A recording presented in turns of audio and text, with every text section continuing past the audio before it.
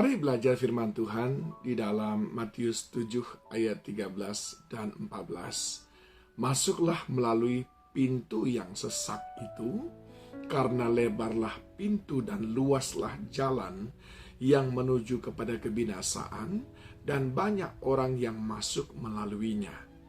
Karena sesaklah pintu dan sempitlah jalan yang menuju kepada kehidupan, dan sedikit orang yang mendapatinya.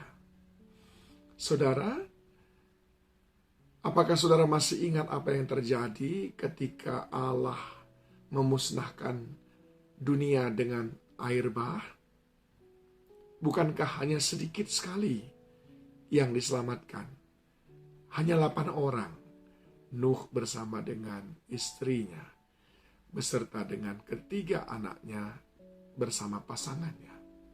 Nah, saudaraku yang dikasihi Tuhan, sedikit sekali orang memilih jalan sempit. Begitu juga dengan yang terjadi ketika Tuhan memusnahkan Sodom dan Gomora. Bukankah yang diselamatkan hanya 3 orang saja? Lot bersama dengan 2 orang anaknya. Dari begitu banyak orang di Sodom dan Gomora. Dan saudara dan saya sudah tahu apa jawabannya, yaitu karena lebih banyak di antara mereka memilih pintu yang lebar, jalan yang luas. Pintu yang lebar menunjukkan apa akses masuk kita. Pintu itu adalah akses untuk masuk. Sementara jalan itu adalah akses yang kita pakai untuk menjalani kehidupan kita. Jadi, kalau pintu yang sempit berarti adalah kita memilih pintu yang sulit. Sementara jalan yang sempit berarti kita lebih memilih jalan kehidupan yang banyak sekali membuat kita tidak memiliki kebebasan. Oleh karena ada aturan-aturan, batasan-batasan yang tidak boleh kita larang, yang tidak boleh kita lakukan. Sementara pintu yang lebar berarti adalah akses yang kita pilih, adalah akses yang kebanyakan orang masuk lewat itu. Disukai, disenangi. Jalan yang lebar berbicara tentang jalan-jalan kehidupan hari lepas hari yang menyenangkan kita, membuat kita merasa leluasa, membuat kita merasa seperti tidak ada batasan-batasan. Sebagaimana orang dunia memilihnya.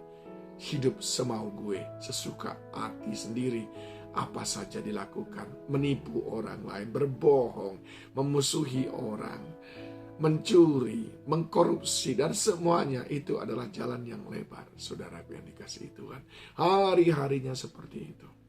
Tetapi ayat yang ke-14 berkata, karena sesaklah pintu dan sempitlah jalan yang menuju kepada kehidupan, dan sedikit orang yang mendapatinya.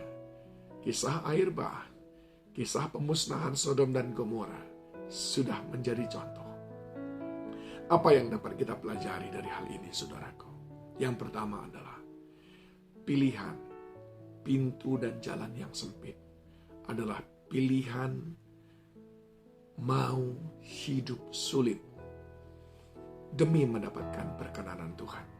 Saya ulangi, pilihan pintu dan jalan yang sempit adalah pilihan untuk mau hidup sulit demi mendapatkan perkenanan Tuhan. Kita sendiri rela untuk menahan diri, tidak membalas kejahatan dengan kejahatan, tidak tamak, melepaskan hak. Kita sendiri rela untuk berdoa di tengah malam bangun, untuk berpuasa, untuk meluangkan waktu bersekutu dengan Tuhan pada hari Minggu. Karena kita ingin mendapatkan perkenanan Tuhan. Sementara orang yang memilih jalan yang lebar, dia mau ke gereja atau tidak, bagi dia tidak ada bedanya.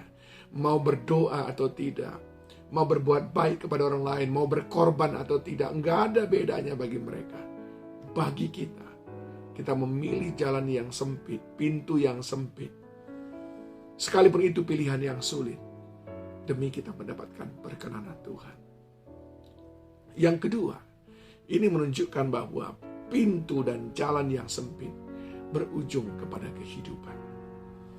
Banyak orang yang menyangka jalan lurus pada ujungnya adalah maut. Yaitu mereka yang menyangka jalan yang lebar itu seperti jalan tol yang luas, lalu tancap gas saja. Apa saja dihalalkan, semuanya dilakukan.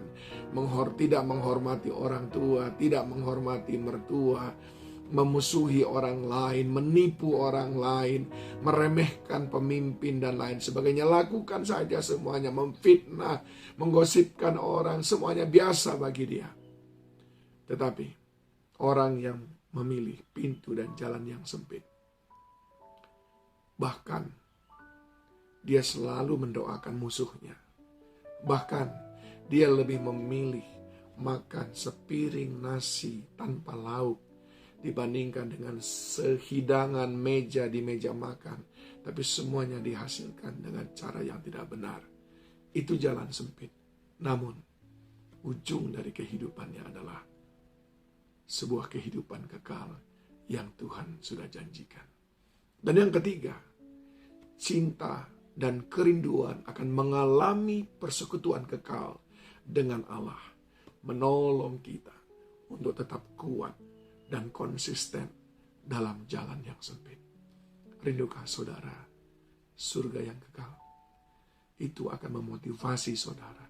Karena Paulus berkata, penderitaan yang kita alami saat ini tidak sebanding dengan kemuliaan yang Tuhan sudah janjikan. Apa yang kita alami lewat jalan sempit ini, lewat pintu yang sempit ini, suatu saat kelak akan diganjar dengan kemenangan yang gilang gemilang bersama dengan Tuhan. Saudaraku yang dikasihi Tuhan, sekalipun engkau sendirian, tetaplah pilihlah pintu yang sempit, jalan yang kecil itu. Sekalipun tidak ada orang mengikut engkau, tidak ada orang yang mendukung engkau, tetaplah pegang teguh iman kepada Tuhan dan hidup sesuai dengan jalan-jalannya. Tidak populer, tidak bersemangat barangkali kalau orang lain melihatnya. Karena sepertinya hidup ini terus-menerus di dalam cobaan, di dalam tantangan. Tetapi Dia yang memberikan kekuatan kepadamu dan memampukanmu sampai engkau bertemu di ujung jalan itu ada kehidupan yang kekal. Tuhan memberkati dan menolong kita semuanya.